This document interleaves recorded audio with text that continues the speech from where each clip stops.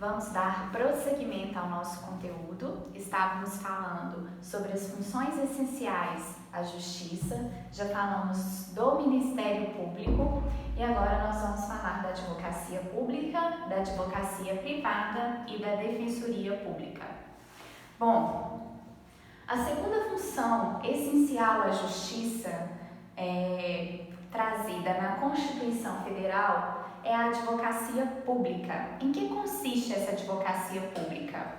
A advocacia pública, na nossa atual Constituição, no âmbito do Poder Executivo Federal, no âmbito da União, a gente tem aqui a AGU, que é a Advocacia Geral da União. Temos a Advocacia Geral da União. E qual que é a função da Advocacia Geral da União? É representar a União judicial e extrajudicialmente, nos termos de lei complementar, exercendo as atividades também de consultoria e assessoria jurídica do Poder Executivo. Então, nós temos a AGU, que funcionará como os procuradores federais que integram a AGU funcionarão como sendo os advogados da União. Então, quem que defende a União em juízo ou fora dele é a Advocacia Geral da União. Nós temos também, lembrando que no âmbito da defesa da União, a PFN, que é a Procuradoria da Fazenda Nacional. A PFN vai atuar, a Procuradoria Geral da Fazenda Nacional, ela vai atuar naqueles feitos que dizem respeito à execução da dívida ativa tributária. Então, se for matéria tributária, quem vai defender, representar a União é a Procuradoria Geral da Fazenda Nacional, são os procuradores da Fazenda Nacional. Mas, nas demais causas, com relação às demais matérias, os procuradores que defendem a União, federais que defendem a União, integram a Advocacia Geral da União.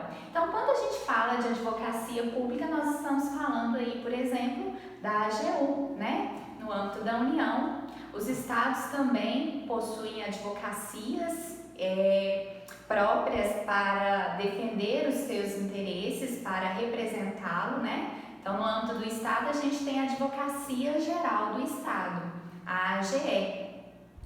Então, nisso consiste aí essa advocacia pública que é trazida pela nossa Constituição Federal como uma função essencial à Justiça, ok? Bom, e a advocacia privada? É o trabalho desempenhado para os advogados aí na defesa dos interesses de seus clientes. O Estatuto, a Lei 8.906, que é o Estatuto da Advocacia e da Ordem dos Advogados do Brasil, elenca lá no artigo 1º as atividades que são primativas da advocacia em território brasileiro. E ele fala que essas atividades quais seriam essas atividades? Seria no âmbito judicial, a postulação em juízo, O advogado é quem tem a capacidade postulatória, ele que vai propor a ação judicial, vai ajuizar a ação. Então, o advogado é quem tem a capacidade postulatória. Então, aqui seria uma função no âmbito judicial, essa capacidade postulatória, mas o advogado também, ele atua no âmbito aí extrajudicial, é uma forma de advocacia, a advocacia extrajudicial. E em que consiste essa advocacia extrajudicial? Consiste na consultoria jurídica, que seria aquela advocacia preventiva, em que o advogado vai prestar um aconselhamento técnico, vai elaborar pareceres. A assessoria jurídica, então, consultoria jurídica, assessoria jurídica e direção jurídica. Seriam as formas de advocacia extrajudicial. E em que consiste essa assessoria jurídica? Também é uma advocacia preventiva, em que os advogados vão buscar soluções extrajudiciais negociadas para conflitos já existentes, vão auxiliar na elaboração, por exemplo, de um contrato, participar de uma negociação, orientando o seu cliente. Então, nisso consiste essa assessoria jurídica, ok? E a gente tem também atividades de direção jurídica, que são competência do advogado no exercício da advocacia extrajudicial. Em que consiste essa direção jurídica? É quando eu tenho cargos de direção, coordenação e chefia relativa a serviços que envolvam a atividade advocatícia. Então, se o serviço envolve uma atividade advocatícia, esses cargos de direção, coordenação e chefia, eles têm que ser exercidos por advogados habilitados para isso. Então, nisso consiste a função de direção jurídica exercida pelo advogado no âmbito da advocacia extrajudicial.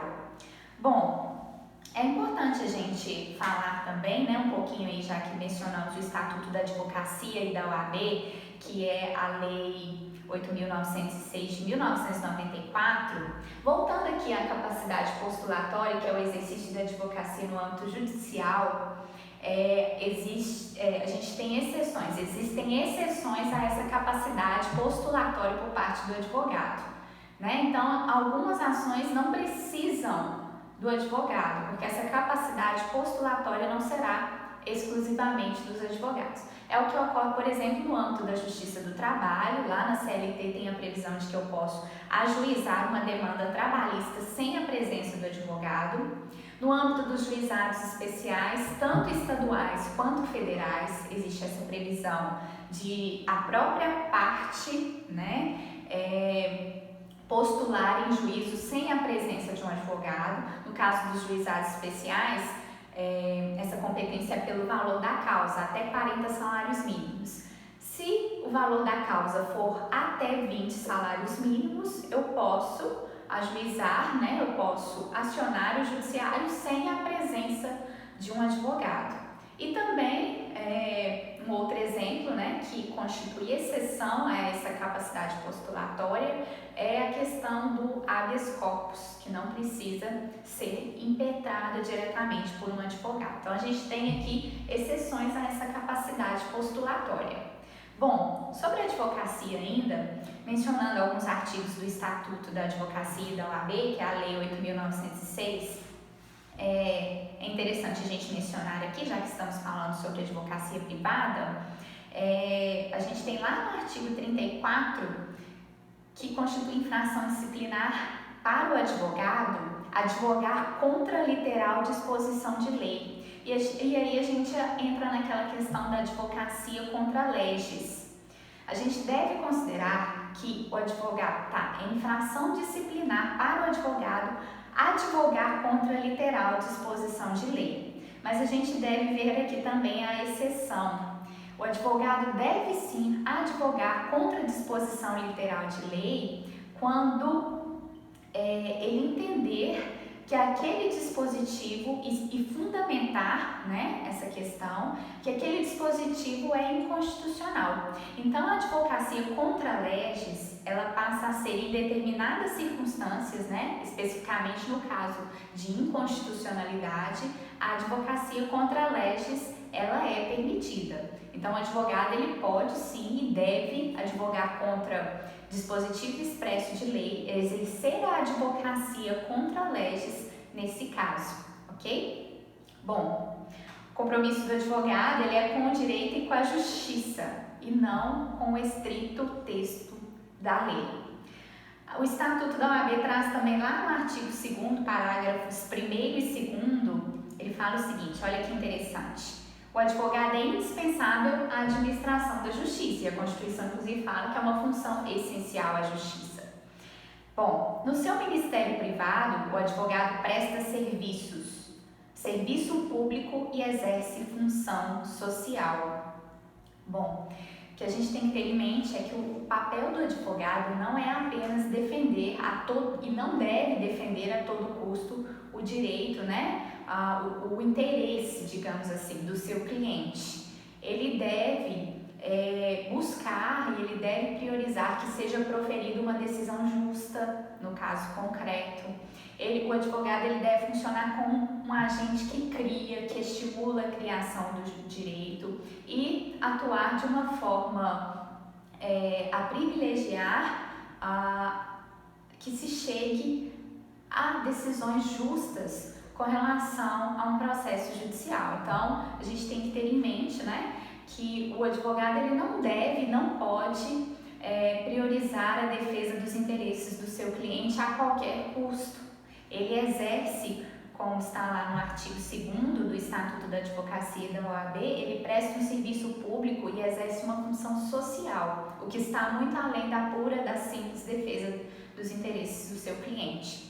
Bom, e como terceira função essencial à justiça, nós temos a Defensoria Pública. O que é a Defensoria Pública? É a orientação jurídica e a defesa dos necessitados. Então, a gente tem aí a Defensoria Pública, que é uma instituição essencial à função jurisdicional do Estado, e cabe a essa instituição a orientação jurídica, a orientação e defesa em todos os graus dos necessitados na forma da lei, né? Bom, então a Defensoria Pública ela vai atuar quando a pessoa não tem condições de contratar um advogado particular. Então ela vai se valer dos serviços da Defensoria Pública quando se tratar de um necessitado nos termos da lei. Quando se tratar de uma atuação perante a Justiça Federal, naquelas causas em que a União ou uma autarquia federal ou uma empresa pública federal atua como ré, parte autora, parte ré ou como terceiro interveniente, então naquelas causas que envolvem interesse da União, podendo a União ser parte autora, parte ré ou um terceiro interveniente, quem vai atuar aí em defesa dos interesses do necessitado é a Defensoria Pública da União. Nas demais causas de competência da Justiça Estadual, quem vai atuar é a Defensoria Pública dos Estados. A Defensoria Pública da União e do Distrito Federal são organizadas com base na Lei Complementar número 80 de 1994. Bom, sobre a Defensoria Pública, por último, né, a gente tem que mencionar o ingresso na carreira também se dá mediante concurso público de provas e títulos.